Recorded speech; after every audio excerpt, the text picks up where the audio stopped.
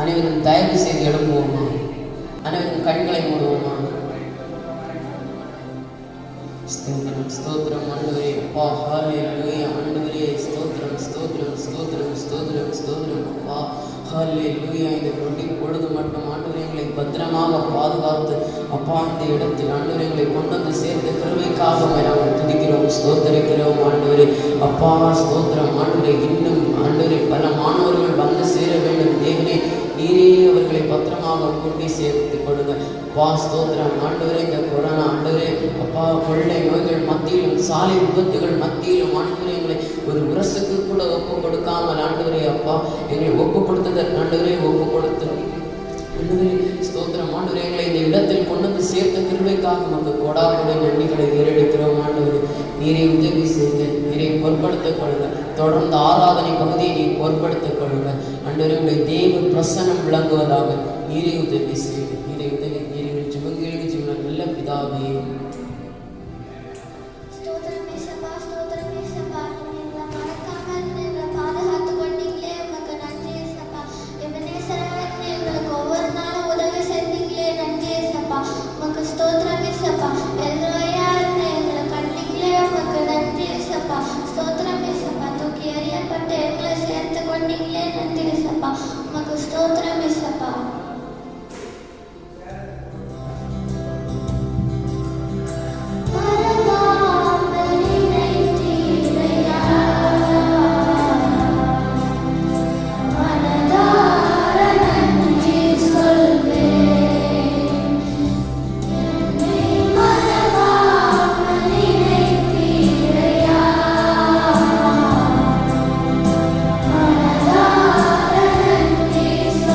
Amen.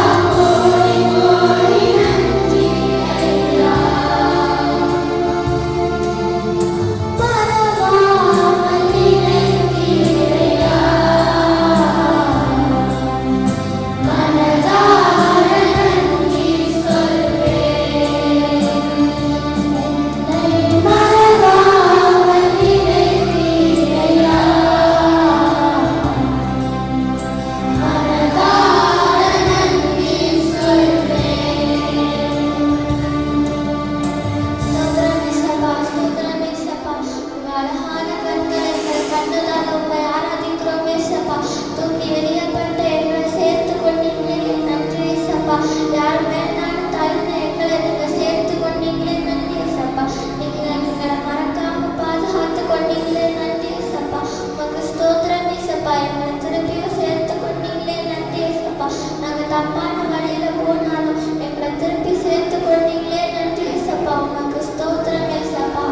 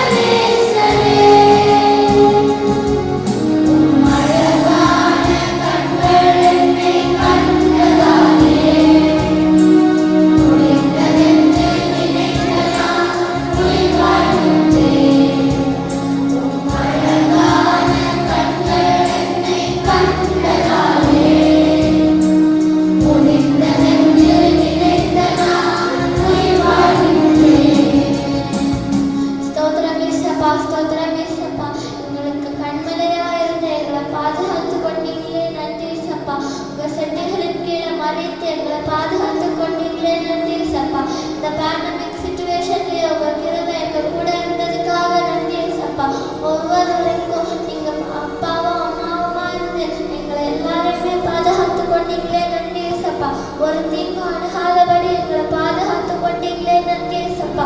உங்களை ஆராதிக்கிறோம் ஏசப்பா. உண்மை துதி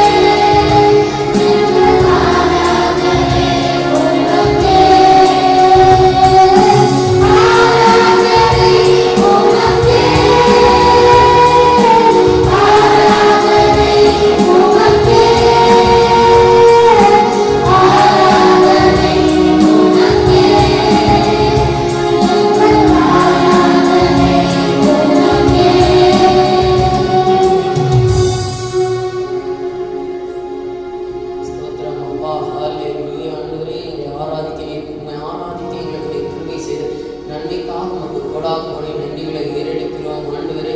அப்பா ஸ்தோத்திரம் ஆண்டவரே. மீதி உள்ள பகுதிகளை பொருட்படுத்திக் கொள்ளுங்க தேவனே. அதிலும் ஆண்டவரே உடைய தெய்வ பிரசன்னம் ஆண்டவரே, நீ ஆண்டவரே இவர்களை இந்த இடத்திற்கு எந்த சித்தத்திற்காக கூட்டி கொண்டு வந்திருக்கிறீரோ இந்த சித்தத்தை நிறைவேற்றுங்கப்பா. நீரே உதவி செய்து நீரே ஜெபங்கள் நிச்சயமுள்ள நல்ல பிதாவே.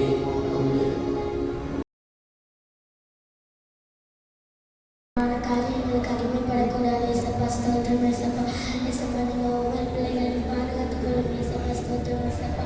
ஏசப்பா ஏசப்பா ஸ்தோத்திரம் ஏசப்பா. இந்த ஜெப குறிப்புக்காக நாங்கள் ஜெபிக்கிறோம் ஏசப்பா. பிள்ளைகள் உலக பிரகாரமான காரியங்களுக்கு அடிமைப்படக்கூடாது ஏசப்பா. ஸ்தோத்திரம் ஏசப்பா. ஏசப்பா ஸ்தோத்திரம் ஸ்தோத்திரம் ஏசப்பா. மொபைலுக்கு ஏசப்பா ஏசப்பா டிவிக்கு எல்லாம் கேம்ஸ்க்கெல்லாம் அடிமைப்படக்கூடாது ஏசப்பா. ஸ்தோத்திரம் ஸ்தோத்திரம் ஏசப்பா. ஏசப்பா அதுக்காக ஜெபிக்கிறோம் ஏசப்பா. ஸ்தோத்திரம் ஸ்தோத்திரம் ஏசப்பா. ஏசப்பா எல்லா பிள்ளைகளுக்கும் விடுதலை கொடுங்க ஏசப்பா. நீங்கள் பாதுகாத்து கொள்ளுங்க ஏசப்பா. ஸ்தோத்திரம் ஸ்தோத்திரம் எல்லா பிள்ளைகளுக்கும் நீங்கள் ஏசப்பா. ஸ்தோத்திரம் எல்லா பிள்ளைகளையும் நீங்கள் வழி நடத்துங்க ஏசப்பா. பொருட்படுத்திக் கொள்ளுங்க ஏசப்பா. ஸ்தோத்திரம் ஸ்தோத்திரம் ஸ்தோத்திரம் ஏசப்பா. பிள்ளைகள் எந்த உலக பிரகாரமான காரியங்களுக்கு அடிமைப்படக்கூடாது ஏசப்பா. சினிமாக்கு எதுக்குமே அடிமைப்படக்கூடாது ஏசப்பா. நீங்கள் பாதுகாத்து கொள்ளுங்க. ஆசீர்வதிங்க ஏசப்பா. வழி நடத்துங்க நல்ல பிதாவே. Praise the Lord. இப்போ சண்டே ஸ்கூல் என்றால் என்ன, எப்படி ஆரம்பிக்கப்பட்டது என்பதை பற்றி எனக்கு தெரிந்த சிறு பகுதியை உங்களுடன் பகிரலாம் என விரும்புகிறேன். சண்டே ஸ்கூல் எனப்படுவது சிறு பிள்ளைகளிடம் காணப்படும் தேவனுக்கு பிரியமில்லாத வழிகளை விட்டு தெய்வீக வழியை நடத்துவதுதான். சண்டே ஸ்கூலின் தந்தை ராபர்ட்ரிக்ஸ். இவர் இங்கிலாந்தில் பிறந்தார். பத்திரிகையாளராக இருந்தார். 16ஆம் நூற்றாண்டில் இங்கிலாந்து தேசத்தில் 25% பணக்கார மக்களும் 75% ஏழை மக்களும் வாழ்ந்து வந்தனர். இங்கிலாந்து தேசத்திற்கு பல நாடுகளிலிருந்து ஏழை மக்கள் அடிமைகளாக கொண்டு வரப்பட்டார்கள். இந்த 25% பணக்கார மக்களுக்கு பல ஏழை மக்கள் அடிமைகளாக பணிபுரிந்து வந்தனர். ஒரு நாள் 12 மணி நேரம் இந்த ஏழை மக்கள் பணக்கார மக்களுக்காக பணிபுரிந்து வந்தனர். வாரத்தின் ஓய்வு நாளான ஞாயிற்றுக்கிழமைகளில் பணக்கார மக்கள் தேவாலயத்திற்கு சென்றார்கள். ஆனால் அவர்கள் பல பாவ காரியங்களை செய்து வந்தார்கள். பணக்கார மக்கள் தேவாலயத்துக்கு செல்லும் அந்த நேரத்தில் சிறிய ஏழை குழந்தைகள் அவருடைய வீட்டுக்குள் புகுந்து திருடுவது மற்றும் பல பாவ காரியங்களை செய்தார்கள். இதை கண்ட ராபர்ட்ரிக்ஸுடைய மனம் உடைந்து அந்த சிறு பிள்ளைகளை அழைத்து அவர்களுக்கு உணவு கொடுத்து பராமரித்து வந்தார். அது மட்டுமல்லாமல் எழுத படிக்க தேவனுடைய அன்பை பற்றியும் கூறினார். இது இங்கிலாந்து தேசத்தில் உள்ள ஒரு சிறிய வீட்டின் சமையல் அறையில் வைத்து 1780ஆம் ஆண்டு தொடங்கப்பட்டது. அந்த சிறு குழந்தைகளுக்கு இடையே ராபர்ட்ரிக்ஸ் ஒரு பெரிய மாற்றத்தை கண்டார். அது மட்டுமல்லாமல் இங்கிலாந்து தேசம் இன்று பல நாடுகளுக்கு ஆசீர்வாதமான தேசமாக மாற இந்த ஞாயிறு பள்ளியே முக்கிய காரணம். அதுபோல இந்த ஞாயிறு பள்ளியை பயிலும் நம் அனைத்து மாணவ செல்வங்களும் இந்திய தேசம் மீத ஒரு முக்கிய காரணமாக இருக்கும்.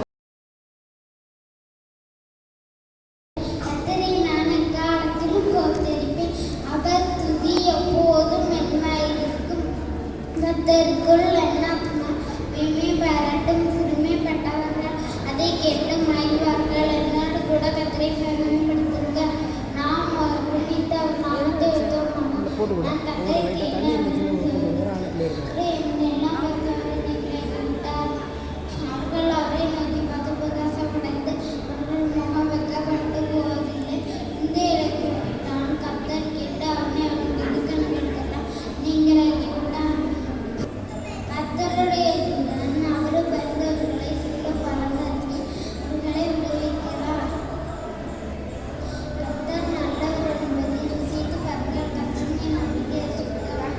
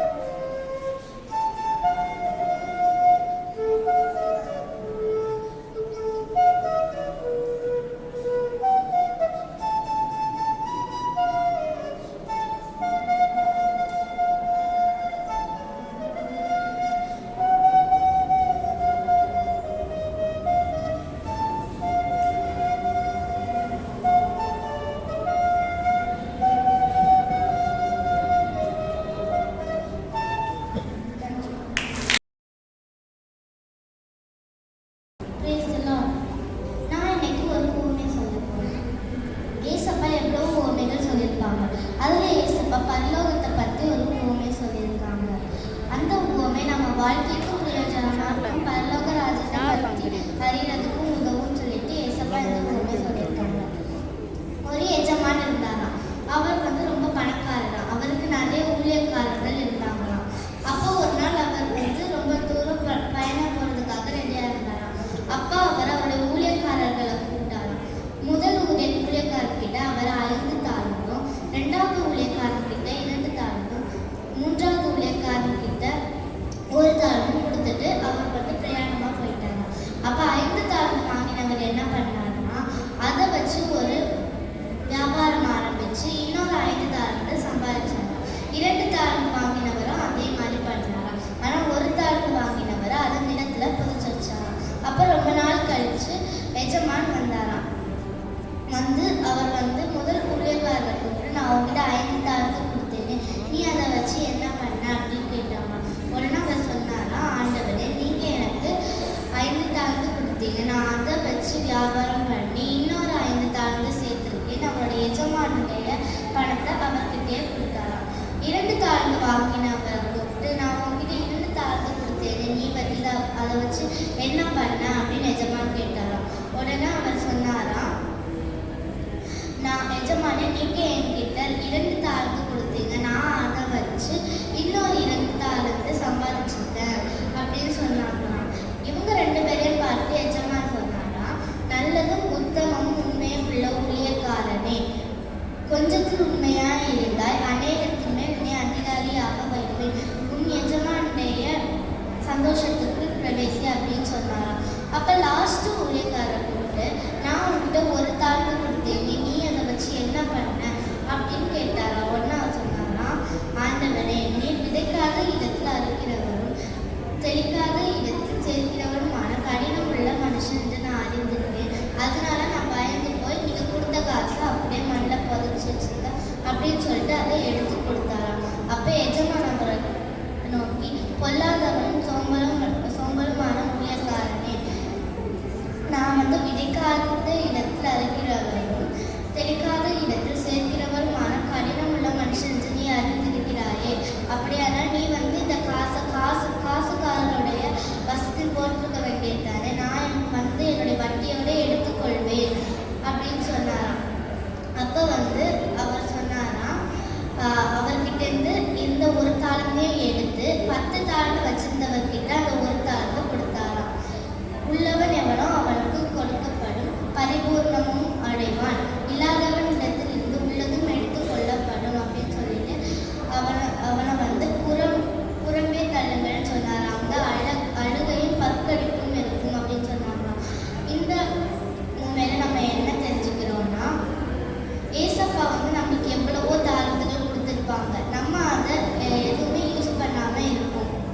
ஏசப்பா சில பேருக்கு நல்லா பாடுற திறமை கொடுத்துருப்பாங்க, சில பேருக்கு நல்லா ப்ரேயர் பண்ணுற திறமை கொடுத்துருப்பாங்க. ஆனால் நம்ம அதெல்லாம் பயன்படுத்த மாட்டோம். நம்மளுக்கு நேரம் கிடைக்கிற நேரம்னா நம்ம ஏசப்பாவை மகிமைப்படுத்தணும். தேங்க்யூ.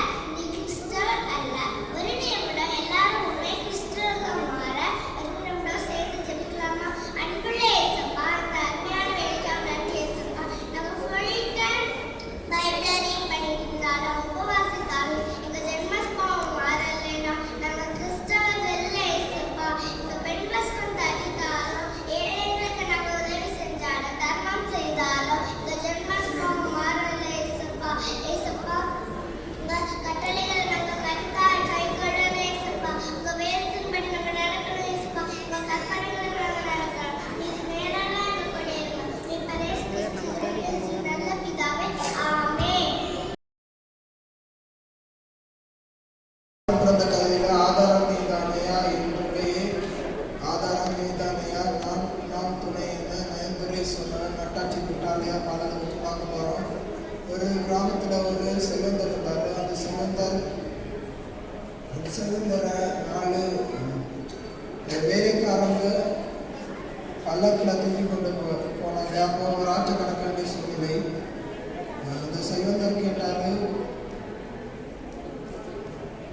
புலி வந்து நான் என்ன பண்ணுறதுன்னு. அப்போ அந்த வேலைக்காரங்க சொன்னாங்க, உங்களை கைவிட மாட்டோம், எங்கள் உயிரை கொடுத்தாவது உங்களை காப்பாற்றணும். அப்போ ஆற்றுல இறங்கி ஆற்று கடக்க முயற்சித்த போது ஒரு புலி வந்தது. அப்போ 4 வேலைக்காரரும் அந்த செல்வந்தரை கைவிட்டுட்டாங்க. அப்போ அந்த புலி பக்கத்தில் வந்துச்சு. அப்போ அந்த செல்வந்தர் நினைச்சாரு, எல்லாருமே கைவிட்டுட்டாங்க, யாரு அவருக்கு நீ காப்பாற்ற துணையாக இருப்பாங்க. அப்போ அவர் விசுவாசிச்சாரு, வானத்தையும் பூமியையும் படைக்க தேவன் நமக்கு துணையாக இருக்கிறாங்க. அடுத்து ஏசப்பா என்ன காப்பாற்றுன்னு கண்ணை மட்டும் ஜெபிச்சாரு. அப்போ புலி வந்து முகத்தை பார்த்துச்சு. ஆனால் உடனே அது திரும்பி போயிடுச்சு. என்ன நினச்சுன்னு தெரியல. அப்போ தான் அவர் நினச்சாரு, இந்த உலகத்தில் மனுஷன் சொல்கிற எந்த வார்த்தையும் உண்மை இல்லை, தேவன் மட்டுமே உண்மை உள்ளது. ஆமென்.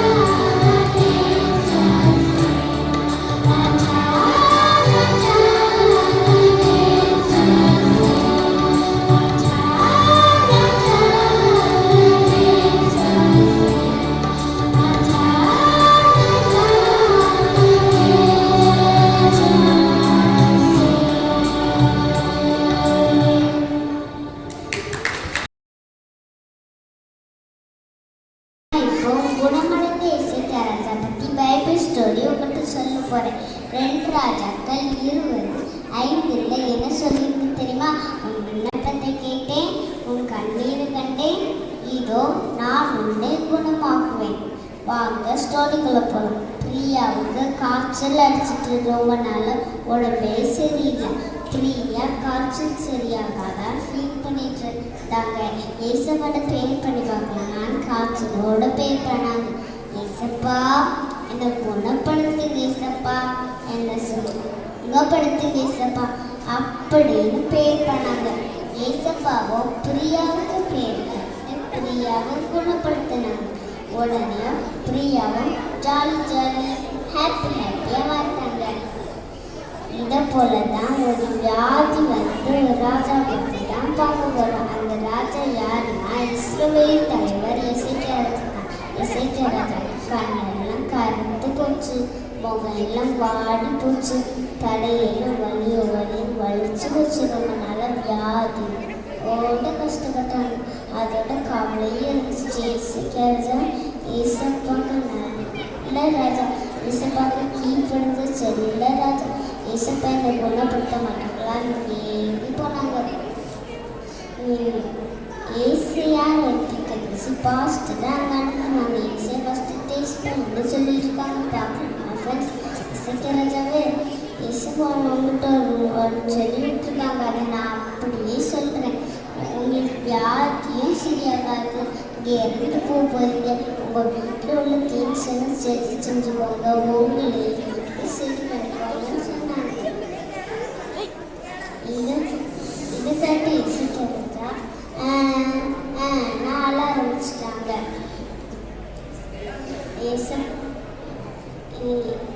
இதை பார்த்து வேலைக்காரங்க ஷாக் ஆகிட்டாங்க. அவங்க கையில் சாப்பாடு தண்ணியை வச்சுருந்தாங்க. இதை பார்த்து இசைக்கிறதா எனக்கு சாப்பாடும் வேண்டாம், எனக்கு தண்ணியும் வேண்டாம், நானே சாக போகிறேன்னு சொல்லிட்டு திரும்ப நாள ஆரம்பிச்சிட்டாங்க. ஏசப்பா நான் உங்களுக்கு கீழ்படிஞ்சு தானே நடந்தேன். உங்கள் வார்த்தைக்கு உங்கள் சொல் பேச்சு கேட்டு தானே நடந்தேன். என்னை குணப்படுத்துங்க ஏசப்பா, என்னை சுகப்படுத்துங்க ஏசப்பா அப்படின்னு பேர் பண்ணாங்க. திரும்பவும் அழுதது பார்த்து ஏசப்பா திருப்பியும் ஏசையா கேட்குது பாஸ்டர் தான் அனுப்பினாங்க. ஏசை பாஸ்டர் ஏசப்பா என்ன சொல்லியிருக்காங்க பார்க்கலாமா ஃப்ரெண்ட்ஸ்? ஏசிக்கிறதாவே ஏசப்பா உங்கள்கிட்ட ஒரு குட் நியூஸ் சொல்லியிருக்காங்க. அதை நான் அப்படியே சொல்கிறேன். உங்கள் விண்ணப்பத்தை கேட்டேன், நீங்கள் தேம்பி திருப்பி அழுறதையும் உங்கள் கண்ணீரையும் கண்டேன். இதோ நான் உன்னை குணமாக்குவேன். ஒரு நாள்ல 2 நாள்ல 15 வருஷம் இங்கே ஆரோக்கியமாக இருக்க போகிறீங்க அப்படி சொல்லிட்டு அந்த வேலைக்காரங்கிட்ட நீங்கள் அத்திப்பழம் அடை எடுத்து ராஜாவுக்கு ஒத்தனம் கொடுங்க, உடனே குணமாவாங்கன்னு சொன்னாங்க. இசைக்கியா திரும்பவும் ராஜா ஆனாங்க. அவங்களுக்கு நோயெல்லாம் பறந்து போச்சு, கவலையெல்லாம் காணாம போச்சு.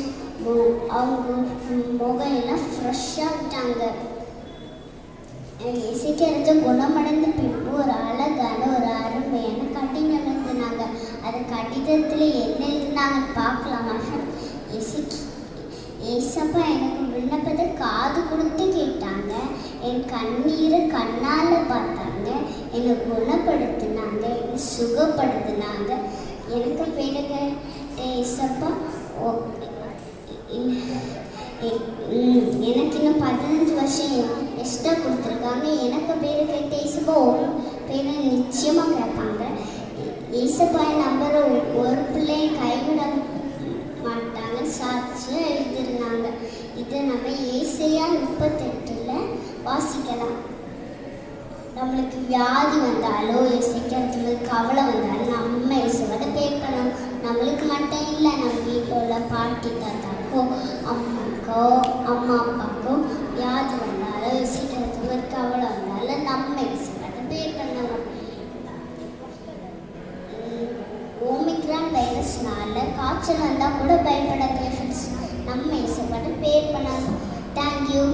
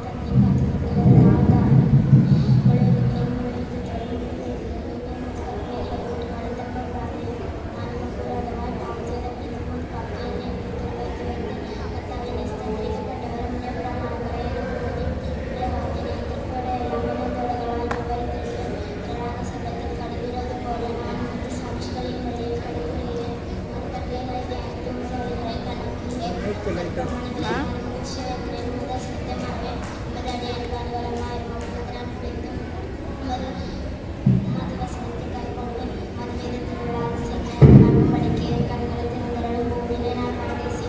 உமது கற்பனைகளையும் மறையதையும் உமது நியாயங்கள் மேலே நான் எக்காலமும் வைத்திருக்கிற வார்த்தையினால் தேய்த்து போயிருக்கிறது. உமது கற்பனைகளை விட்டு வழி விலகின சபிக்கப்பட்ட அகங்காரிகள் நீ கலந்து கொள்கிறேன். நிந்தையும் அவமானத்தையும் என்னை விட்டு அகற்றும். நான் உடைய சாட்சிகளை கைக்கொள்கிறேன். பிரபுக்களும் உட்கார்ந்து எனக்கு விரோதமாய் பேசிக் கொள்கிறார்கள். உமது அடியேனும் உமது பிரமாணங்களை தியானிக்கிறேன்.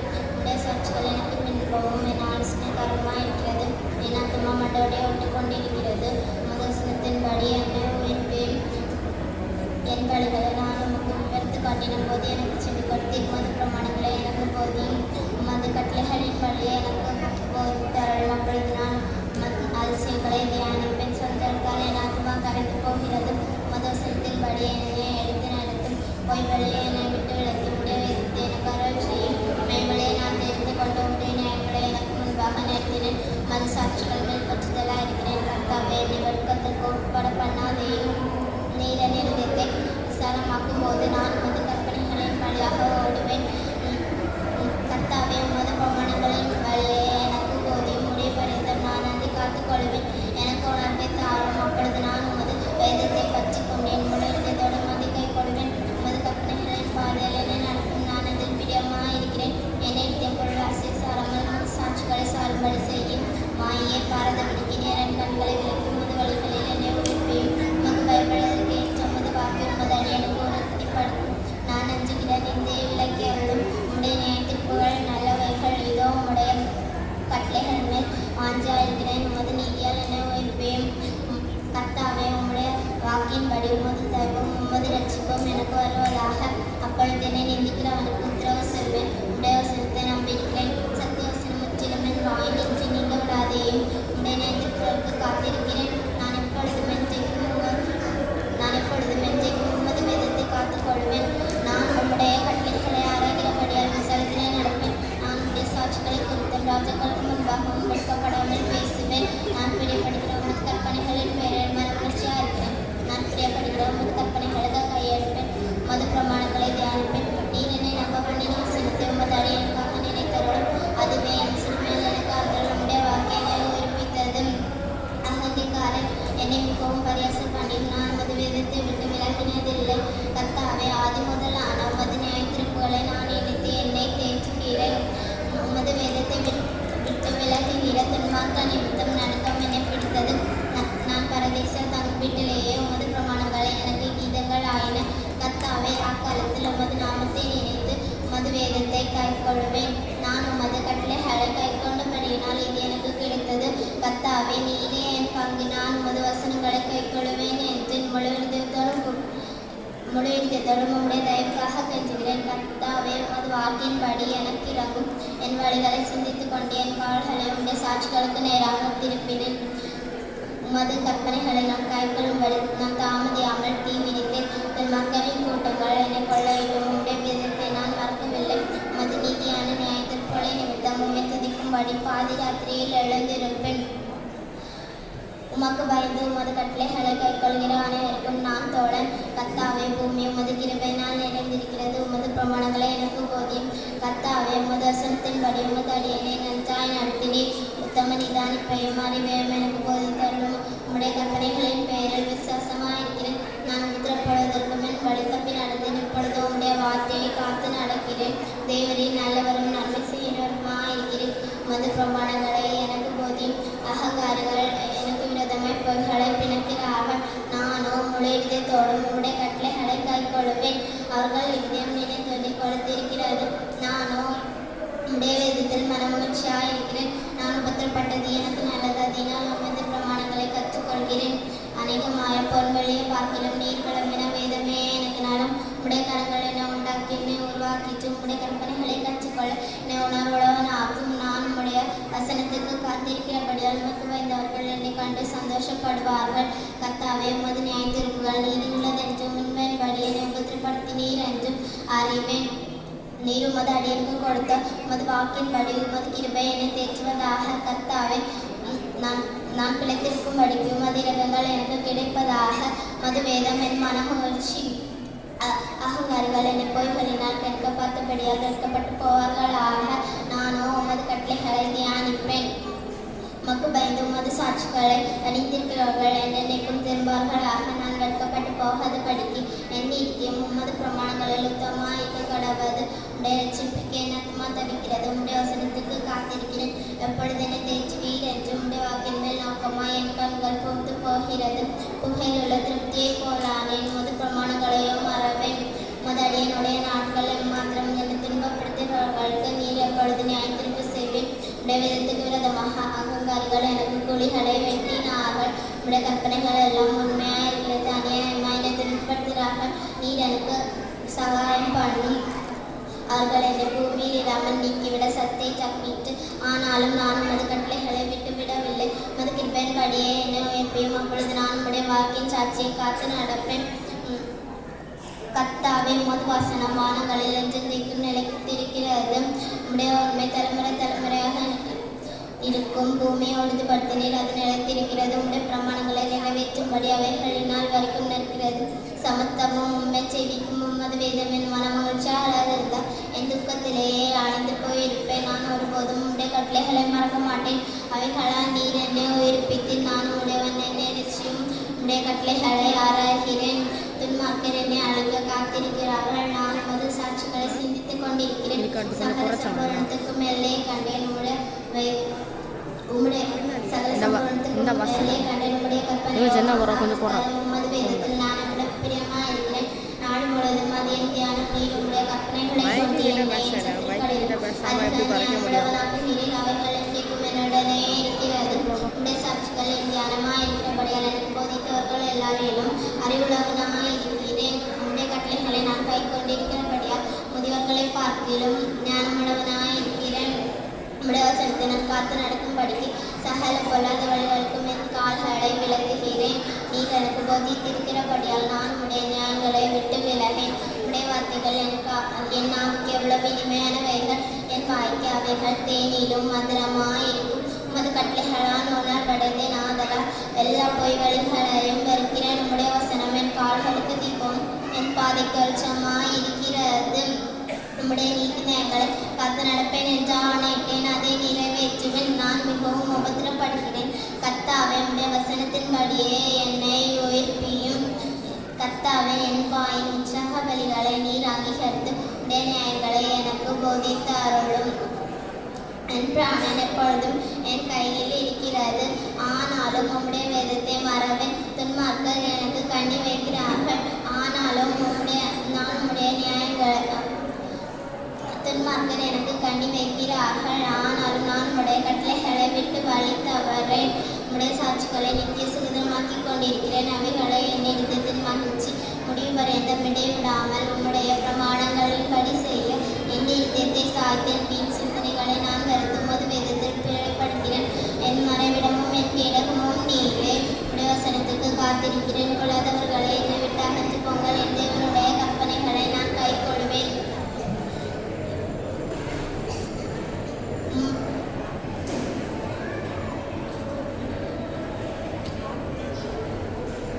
நான் பிழைத்திருக்கும் படிக்கும் உமது வார்த்தையின்படி என்னை ஆதரித்தரணும். என் நம்பிக்கை விழுத்தவர் போக என்னை வெட்கத்திற்கு உட்பட பண்ணாதேயும். என்னை ஆதரித்தரணும். அப்பொழுது நான் ரட்சிக்கப்பட்டு எக்காலமும் உம்முடைய பிரமாணங்களின் பேரில் நோக்கமாயிருப்பேன். உமது பிரமாணங்களை விட்டு வழி விலகின யாவரையும் மிதித்து போடுகிறேன். அவர்களுடைய பயம் பெறும் பொய்யே. பூமியில் உள்ள துன்மார்க்கரை அவரின் களிமை போல அகற்றி விடுகிறேன். ஆகையால் உமது சாட்சிகளை பிரியப்படுகிறேன். உமக்கு பயப்படும் பயத்தால் என் உடம்பு சிலிக்கிறது.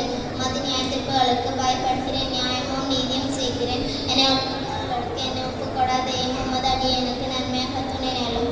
அகங்காரிகள் என்னை ஒழுக்க ஒட்டாதையும் உமது ரட்சிப்புக்கும் உமது நீதியின் வார்த்தைக்கும் காத்திருக்கிறதுனால் என் கண்கள் பூத்து போகிறது. உமது அடியனையும் உமது கிருபையின்படியே நடத்தி உமது பிரமாணங்களை எனக்கு போதியும். நான் உமது அடியேன். உம்முடைய சாட்சிகளை நான் அறியும்படி என்னை உணர்வுள்ளவனாக்கும்.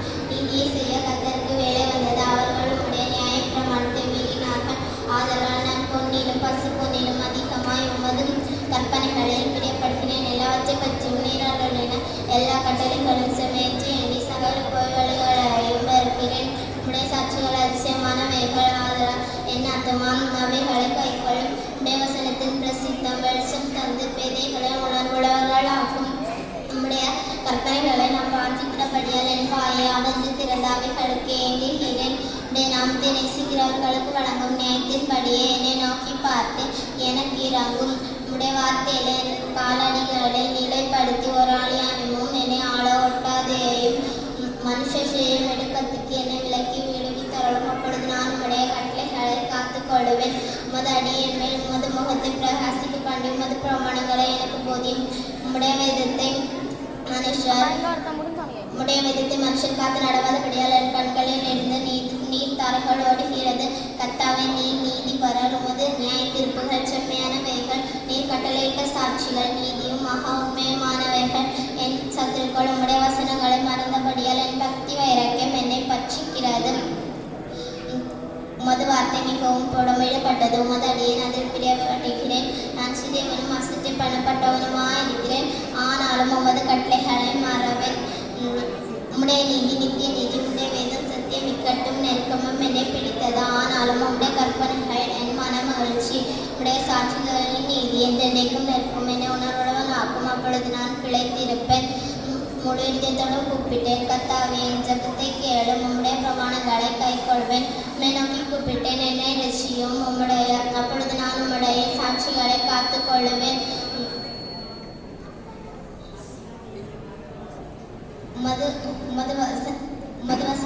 அதிகாலையில் நான் அழுது சத்தமிட்டேன். உடைய வசனத்துக்கு காத்திருக்கிறேன். உமது வசனத்தை தியானிக்கும்படி குறித்த ஜாமங்களுக்கு முன்னே என் கண்கள் விழித்துக் கொள்ளும். கர்த்தாவே, உம்முடைய கிருபையின்படி என் சத்தத்தை கேளும். உம்முடைய நியாயத்தின்படி என்னை உயிர்ப்பியும். தீவினை பின்பற்றுகிறவர்கள் சமீபிக்கிறார்கள். அவர்கள் உம்முடைய வேதத்துக்கு தூரமாயிருக்கிறார்கள். கர்த்தாவே, நீ சமீபமாயிருக்கிறீர். உமது கற்பனைகள் எல்லாம் உண்மை. நீர் உம்முடைய சாட்சிகளை என்றென்றைக்கும் நிற்க ஸ்தாபித்தீர் என்பதை அவைகளால் நான் நெடுநாள அறிந்திருக்கிறேன். என் உபத்திரவத்தை பார்த்து என்னை விடுவியும். உமது வேதத்தை மறவேன். எனக்காக நீ வழக்காடி என்னை மீட்டுக் கொள்ளும். உடைய வார்த்தையின்படியே என்னை உயிர்ப்பியும். ரட்சிப்பு துன்மார்க்கருக்கு தூரமாயிருக்கிறது. அவர்கள் உமது பிரமாணங்களை தேடார்கள். கர்த்தாவே, உம்முடைய நியாயங்கள் மிகுதியாயிருக்கிறது. உமது நியாயங்களின்படி என்னை உயிர்ப்பியும். என்னை துன்பப்படுத்துகிறவர்களும் என்னை விரோதிக்கிறவர்களும் அநேகர். ஆனாலும் உம்முடைய சாட்சிகளை விட்டு விலகேன். உமது வசனத்தை காத்துக்கொள்ளாத துரோகிகளை நான் கண்டபோது எனக்கு அருவருப்பாயிருந்தது.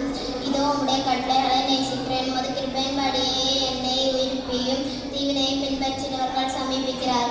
உம்முடைய வசனம் சமலமும் சத்தியம். உம்முடைய நீதி நியாயமெல்லாம் நித்தியம். பிரபுக்கள் காரணம் இல்லாமல் என்னை துன்பப்படுத்துகிறார்கள். ஆனாலும் என்னை நித்தியம் உமது வசனத்திற்கு பயப்படுகிறது. மிகுந்த கொள்ளையுடைமையை கண்டுபிடிக்கிறவன் மகிழுகிறது போல நான் உமது வார்த்தையின் பெயரில் மகிழ்கிறேன். பொய்யை பகைத்து அருவருக்கிறேன். உமது வேதத்தையோ நேசிக்கிறேன். உமது நீதி நியாயங்களின் நிமித்தம் ஒரு நாளில் 7 தரம் உம்மை துதிக்கிறேன். உம்முடைய வேதத்தை நேசிக்கிறவர்களுக்கு மிகுந்த சமாதானம் உண்டு. அவர்களுக்கு இடரல் இல்லை. கர்த்தாவே, உமது ரட்சிப்புக்கு காத்திருந்து உமது கற்பனைகளின்படி செய்கிறேன். என் ஆத்துமா உமது சாட்சிகளை காக்கும். அவைகளை நான் மிகவும் நேசிக்கிறேன். உமது கட்டளைகளையும் உமது சாட்சிகளையும் காத்து நடக்கிறேன். என் வழிகள் எல்லாம் உமக்கு முன்பாக இருக்கிறது. கர்த்தாவே, என் கூப்பிடுதல் உமது சந்நிதியில் வருவதாக.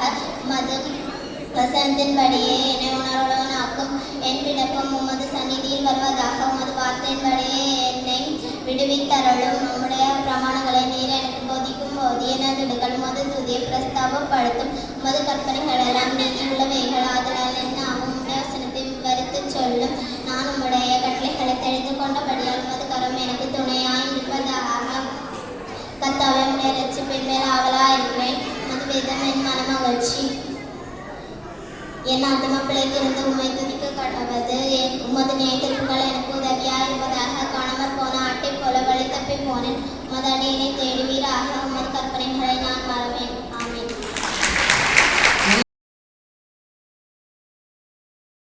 1937ஆம் ஆண்டு பிப்ரவரி மாதம் 5ஆம் நாள் அமெரிக்காவில் உள்ள நார்த்ஃபீல்ட் என்னும் இடத்தில் எட்வின் ஜே மோடி மற்றும் கிறிஸ்டி மோடி ஆகியோருக்கு மகனார் 7வது குழந்தையாக பிறந்தார். மோடிக்கு 4 வயதாக இருக்கும்போது அவருடைய தகப்பன் மரித்து போனார். அவருடைய தகப்பன் மரித்து 1 மாதத்திற்கு பின் மூடியின் தாய் 2 குழந்தைகளை பெற்றெடுத்தார். 9 குழந்தைகளை வளர்ப்பதற்கு மூடியின் தாய் மிகவும் கஷ்டப்பட்டு தன்னுடைய பிள்ளைகளில் சிலரை வேலைக்கு அனுப்ப வேண்டிய நிலைக்கு தள்ளப்பட்டார். மோடி தனக்கு 17 வயதான போது வேலைக்காக பஸ் ஸ்டாண்டுக்கு சென்று தன்னுடைய மாமாவின் செருப்பு கடையில் வேலைக்கு சேர்ந்தார். அவருடைய மாமா வைத்திருந்த நிபந்தனைகளில் ஒன்று, மோடி சரியாக சர்ச்சுக்கு செல்ல வேண்டும். அவர் ஓய்வு நாள் பாடசாலை படிக்கும் போது அவருடைய ஆசிரியர் எட்வர்ட் கிம்பல் மூடியிடம் வேதாகமத்தை கொடுத்து யோவான் எழுதின சுவிசேஷத்தை வாசிக்க கூறினார். மூடி யோவான் எழுதின சுவிசேஷத்தை பழைய பாட்டில் தேடினதை பார்த்த கிம்பல் மிகவும் பாரத்தோடு எப்படியாவது மூடி தேவனுக்குள் வழிநடத்த வேண்டும் என்று கலங்கினார். 1855ஆம் ஆண்டு ஏப்ரல் 21ஆம் நாள் மோடி வேலை செய்த இடத்திற்கு கிம்பல் சென்று தேவனுடைய அன்பை பற்றி அதிகமாக பேசினார். அன்றைய தினமே மோடி தேவனை ஏற்றுக்கொண்டார். இயேசுவை தன்னுடைய சொந்த இரட்சகராக ஏற்றுக்கொண்ட போது அவருக்கு வயது 18 ஆகி இருந்தது. அவருடைய மனமாற்றி அவரை ஒரு சுவிசேஷகனாகவும் மாற்றியது. 1856ஆம் ஆண்டு சிகாகோவிற்கு சென்று ஓய்வு நாள் பாடசாலை பிள்ளைகளை சேர்க்கும் பணியில் ஈடுபட்டிருந்தார். அதுதான் அவரது முதல் ஊழியம். ஜிம்மி என்னும் சிறுவன் வேறு சிலருடன் விளையாடி கொண்டிருக்கையில் அவர்கள் அனைவரையும் ஓய்வு நாள் பாடசாலைக்கு அழைத்து சென்றார்.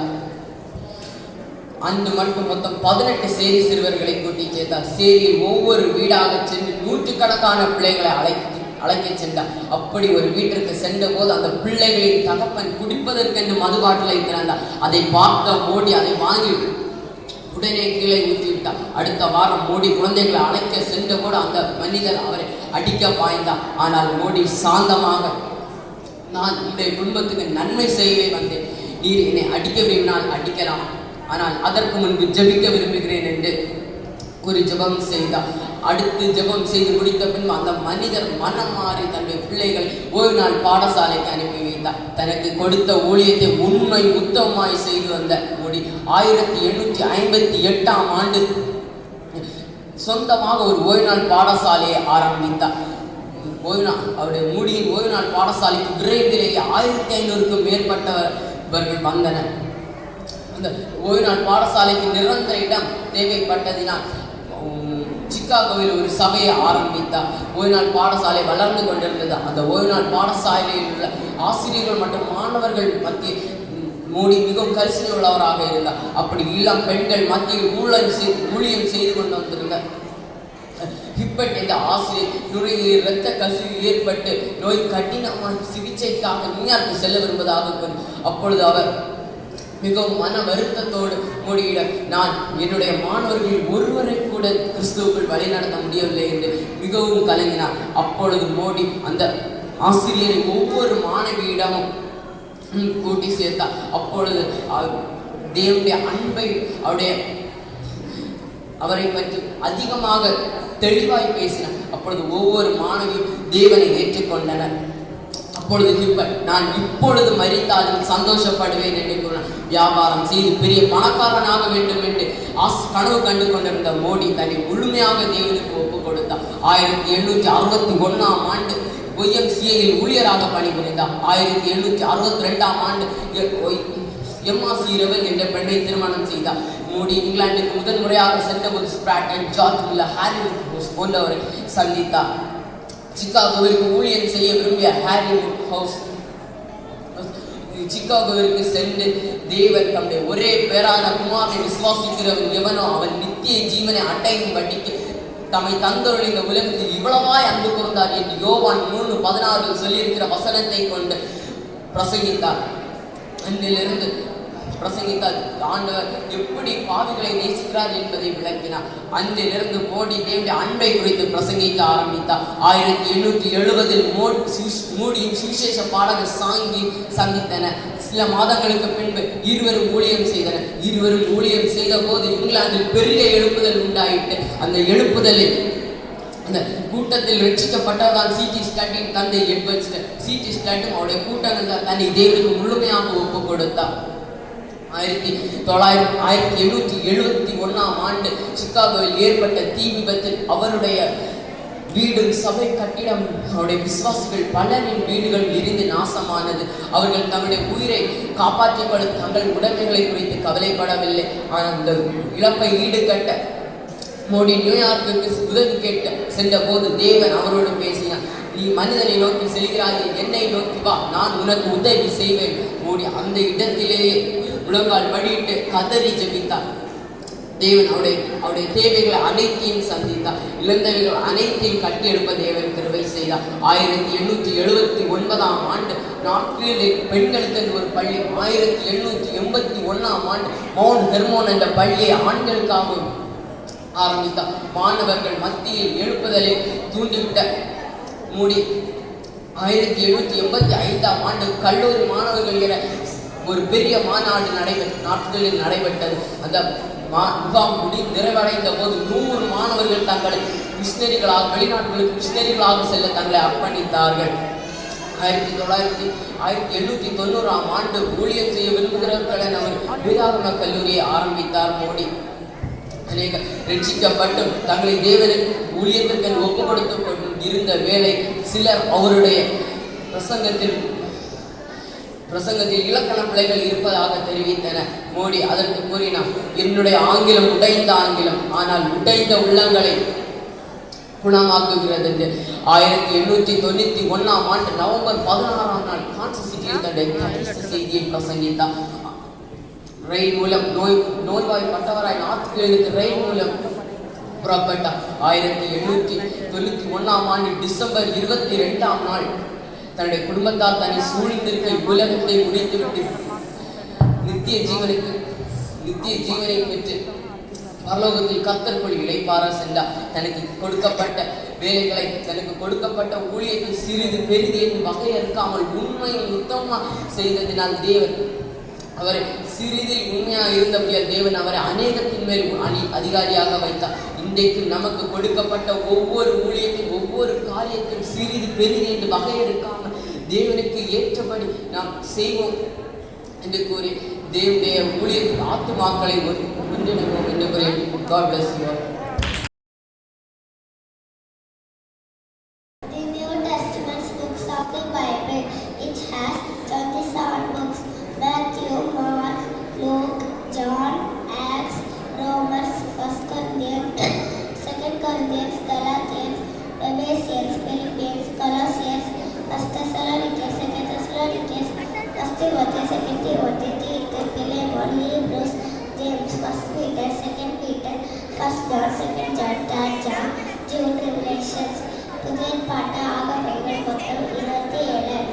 ஆதி மத்தேயு, மார்க்கு, லூக்கா, யோவான், அப்போஸ்தலர் நடபடிகள், ரோமர், 1 கொரிந்தியர், 2 கொரிந்தியர், கலாத்தியர், எபேசியர், பிலிப்பியர், கொலோசியர், 1 தெசலோனிக்கேயர், 2 தெசலோனிக்கேயர், 1 தீமோத்தேயு, 2 தீமோத்தேயு, தீத்து, பிலேமோன், எபிரேயர், யாக்கோபு, 1 பேதுரு, 2 பேதுரு, 1 யோவான், 2 யோவான், 1 யோவான், யூதா, வெளிப்படுத்தின விசேஷம். Thank you. Thank you, my pastor.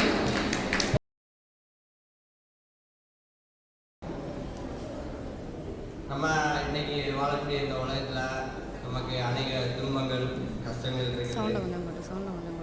ஒவ்வொரு நாளும் நம்ம வந்து தேவன் ரொம்ப பத்திரமாக நடத்தி சந்தோஷமா இது வரைக்கும் காத்து வந்துருக்கிறாரு. அதுக்காக நம்ம தேவனுக்கு நன்றிகளை சொல்லிக்கிறோம். இவ்வளவு நாளும் நம்ம அநேக நேரங்களில் நினச்ச ஒரு காரியம், நமக்கு ஏன் இவ்வளோ கஷ்டங்கள் வருது அப்படிங்கிற ஒரு விஷயத்த நம்ம எல்லாருமே யோசிச்சிருப்போம். நம்ம வாழ்க்கையில் வந்து ஒவ்வொரு நாளும் தேவன் வந்து நம்மளை ரொம்ப சந்தோஷமாக தான் கடந்து வந்துட்டு இருக்கிறாரு. இருந்தாலும் நம்ம அந்த கஷ்டமான காரியங்களையே திருப்பி யோசிச்சுட்டு இருக்கிறோம்.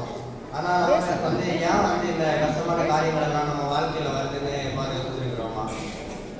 இந்த மாதிரியான காரியங்கள்லாம் வர்றதுக்கு காரணமான இருக்கிற ஒரே நபர் சாத்தான் நம்ம எல்லாருக்குமே தெரியும். ஆனால் அதுக்குன்னு ஒரு ஹிஸ்ட்ரி இருக்குது. பல காலங்களுக்கு முன்னாடி இந்த உலகம் எல்லாத்தையும் தேவன் உருவாக்குறதுக்கு முன்னாடி பரலோகத்தில் ஒரு மிகப்பெரிய போர் நடந்தது. அப்போ வந்து தேவர்கள் மட்டும்தான் இருந்தாங்க, மனுஷங்க யாருமே இல்லை. பரலோகத்தில் அப்போ ஒரு பெரிய போர். அந்த போர் எதனாலனா தேவன் வந்து அந்த பரலோகத்தில் எல்லா தூதர்களுக்கு மத்தியிலையும் ஒரு தூதனை மட்டும் ரொம்ப விசேஷமாக படைச்சிருந்தாரு. அந்த தூதனுடைய மனசுல நாள்பட என்ன நினைப்பு வந்துச்சுன்னா, நான் ரொம்ப நல்லா இருக்கேன்ல, நானும் தேவனுடைய இடத்துல நானும் இருக்கலாம் அப்படின்னு நினைப்பு வந்தது.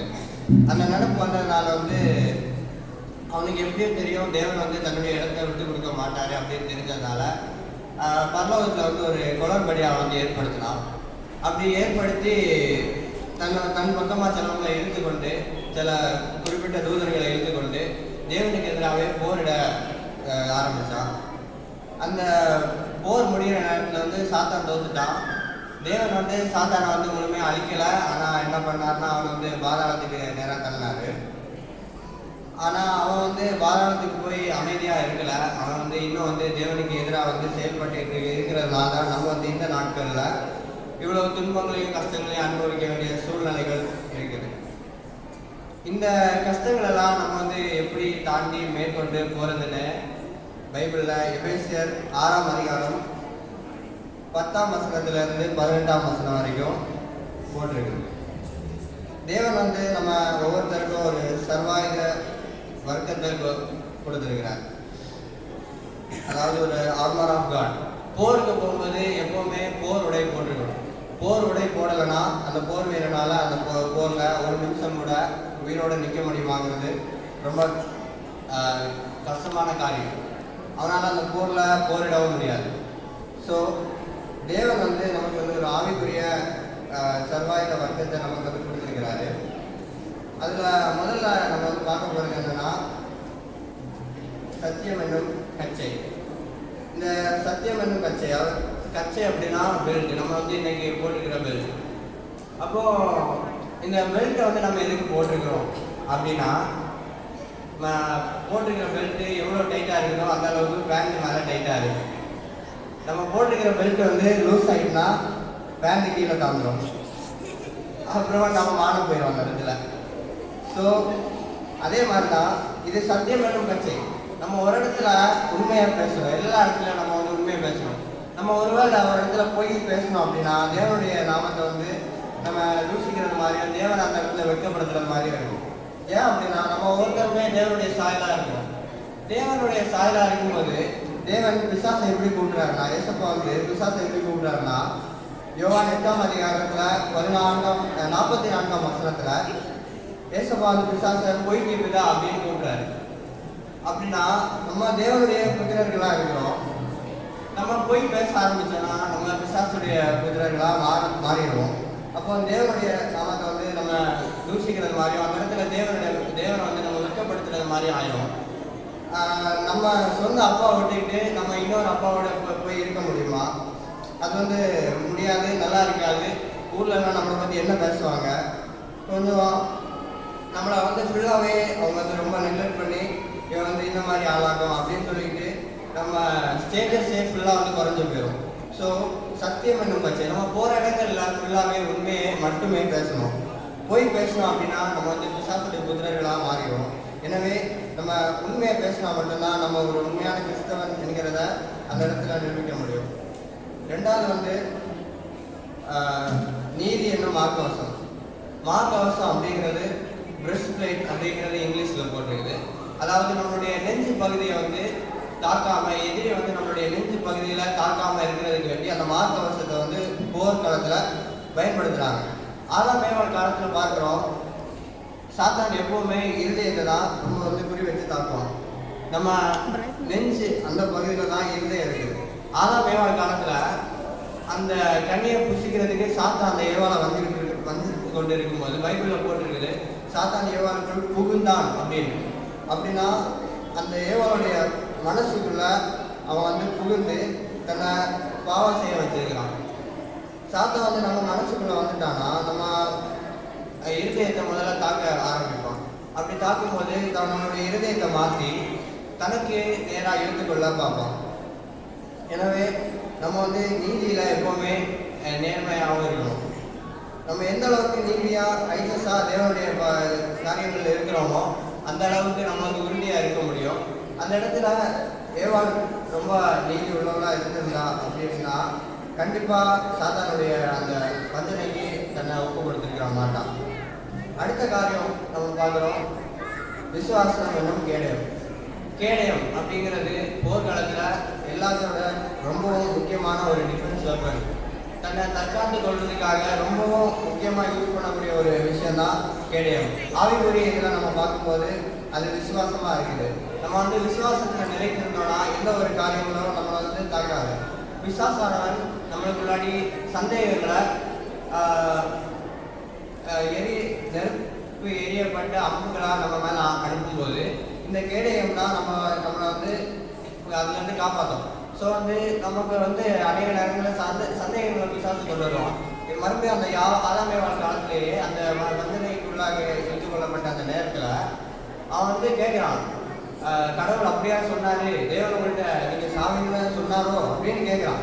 அப்படி கேட்கும்போது ஏவாளுக்கு வந்து டவுட் வந்தது, ஒருவேளை நம்ம சாக மாட்டோமோ அப்படின்னு ஒரு டவுட் நம்ம மனசுக்குள்ளே வந்துட்டுனாலே அது விசுவாசத்துடைய எண்ணம் தான். தேவன் நம்மளை ஒரு கிட்ட ஒரு காரியத்தை சொல்லியிருக்கிறாருன்னா அதில் முழு நம்பிக்கையாக இருக்கணும். விசுவாசத்தில் நம்ம வந்து நிலைத்திருக்கணும். அந்த ஷீல்டு எந்த அளவுக்கு ஸ்ட்ராங்காக இருக்குதோ அந்த அளவுக்கு நம்மளை வந்து நம்ம தற்காத்து கொள்ளலாம். ஸோ நம்ம எந்த நேரத்துலையும் விசுவாசத்தில் வலிமையாக இருக்கணும். நம்ம தேவன் நமக்காக நமக்கு சொன்ன விஷயத்தில் நம்ம வந்து விசுவாசமாக இருக்கணும். ஸோ எந்த ஒரு காரியத்திலையுமே நம்ம வந்து விசுவாசிக்கு வந்து இடம் கொடுக்கணும். விசுவாசத்துக்கு நிறைய நேரங்கள் நமக்கு சந்தேகங்களை கொடுக்கலாம். அந்த சந்தேகங்கள்லேருந்து நம்ம வந்து விசுவாசத்தில் நிலைத்து முழுமையாக நிலைத்திருந்தோம்னா மட்டும்தான் அதிலிருந்து தப்பிக்க முடியும். ஸோ அடுத்தது என்னன்னா ரட்சணயம் என்னும் தலை சீராம். இந்த தலை என்கிறது ரொம்ப முக்கியமான ஒரு விஷயம். நம்ம தலையில் வந்து அடிபட்டுனா உயிர் வந்து ரொம்ப சீக்கிரம் போயிடும். எனவே தலையில் வந்து நம்ம அடிப்படாமல் காத்துக்கணும். பிசாசு எப்போவுமே நம்மளுடைய மனதை வந்து தாக்குறதுக்காக ஆரம்பிக்கலாம்.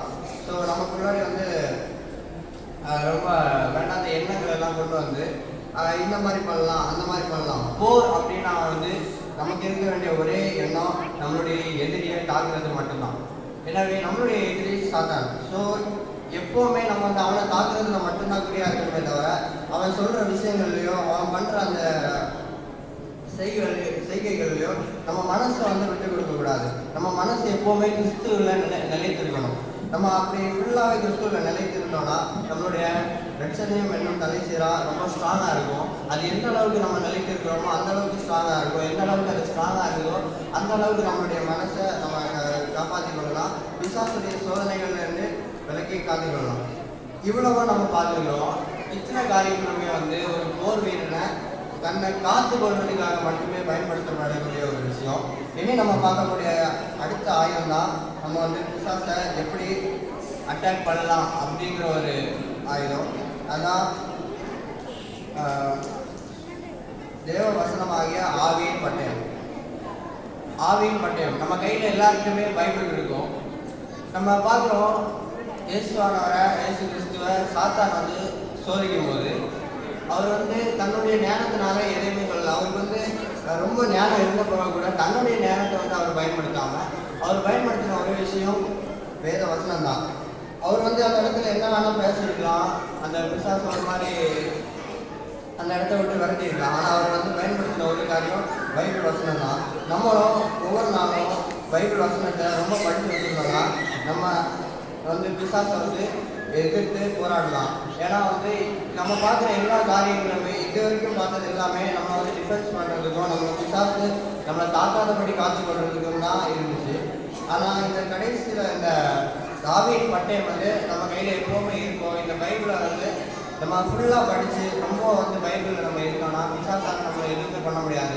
எந்த விதமான சந்தேகங்கள் இந்த மாதிரியான விஷயங்கள் நம்மளை வந்து பிசாசு வந்து அட்டாக் பண்ண வரும்போது நம்ம வந்து அவனை எதிர்த்து ஃபைட் பண்ணணும்னா இந்த ஆவியின் பட்டயத்தை தான் பயன்படுத்தணும். அடுத்து இன்னொரு கடைசி ஆயுதம், இதை போல் ஒரு பலமான ஆயுதம் இந்த உலகத்தில் நம்ம ஆவிக்குரிய வாழ்க்கையில் இருக்கவே முடியாது. இதான் பவர் ஆஃப் ப்ரேயர். நம்ம ஜபத்தில் வந்து நிலைத்திருக்கணும். தேவனுக்கும் ஏசப்பாருக்கும் நல்ல ரிலேஷன்ஷிப் எப்போவுமே இருந்திருக்கணும். எந்த ஒரு சூழ்நிலையிலையும் நம்ம விட்டுறக்கூடாது. போர் நடக்கிற அந்த சமயத்தில் எல்லாருமே போரிடுவாங்க. ஆனால் போரிடும்போது அவங்க இஷ்டத்துக்கு போனால் எங்கேயோ போயிடுவாங்க. பயந்து போகிறவங்க நிற்க முடியாதவங்க அவங்கவுங்க இடத்துக்கு போயிடுவாங்க. ஆனால் எப்போவுமே தலைவர் சொல்கிறத கேட்டு தான் நடப்பாங்க. அந்த ராஜா சொல்கிறத கேட்டு நடந்தால் மட்டும்தான் அந்த போரில் அவங்களால வெற்றியை காண முடியும். இல்லைன்னா காண முடியாது. எனவே நாம எப்போவுமே வந்து ஏசப்பா உடைய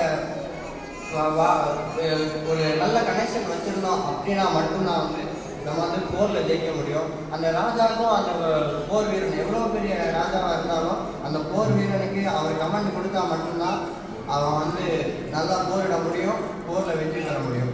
எனவே நமக்கு வந்து இந்த சர்வாயுத ஆயுத தேவன் வந்து எப்போ கொடுத்தாருன்னா இப்படி பாவங்கள் அந்த பிசாசு என்னைக்கு வந்து கீழே விழுந்தானோ அன்னையிலேருந்தே தன்னுடைய வேலையை ஆரம்பிச்சுட்டான்.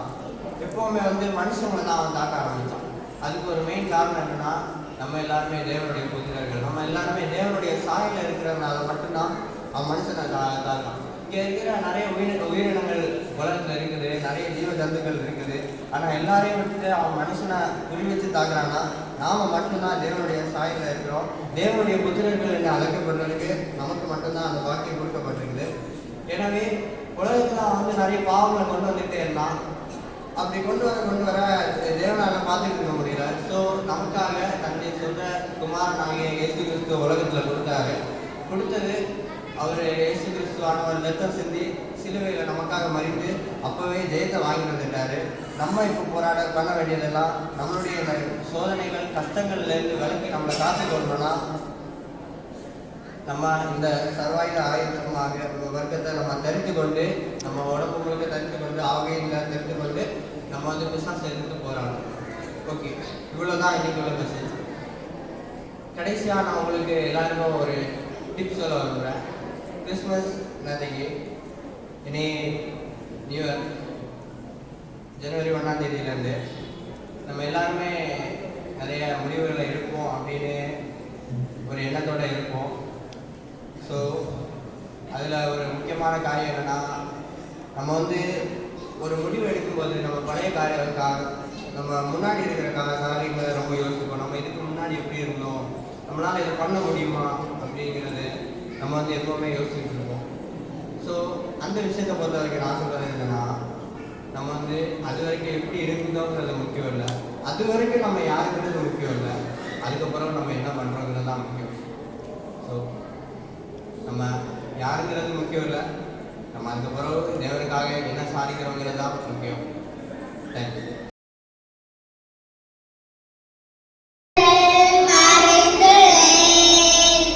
மறைந்துள்ளேன்